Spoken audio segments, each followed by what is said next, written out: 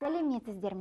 Сегодня мы завершаем знакомство со звуковым строем казахского языка. И мы узнали, что в казахском языке 28 звуков. В отличие от русского языка, согласные звуки казахского языка в сочетании с мягкими гласными произносятся мягче, а в сочетании с твердыми – тверже. Например, бас, бәс, сол, сөл, тоз, түз, тыс, тіс, бар, бер. Вы заметили, что гласные влияют на качество согласных, то есть на твердое или мягкое звучание. Современный казахский алфавит был составлен в 1940 году на основе русской кириллической графики.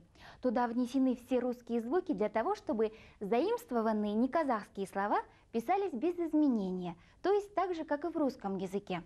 Например, Москва – Москва, Россия – Россия, завод – завод. Сейчас же эти слова пишутся только соответственно казахскому произношению. Не Москва, а Мәскеу. Завод – завод. Россия – Ресей. Товар – тауар. Почему? Потому что 42 буквы в алфавите – это очень много. Это неудобно и непрактично. К примеру, в английском алфавите 26 букв, в русском 33. Если же обозначить слова исконно собственными звуками, в казахском алфавите было бы 28 букв. И завершая нашу встречу, мне хотелось бы познакомить вас с интересной информацией о казахском алфавите.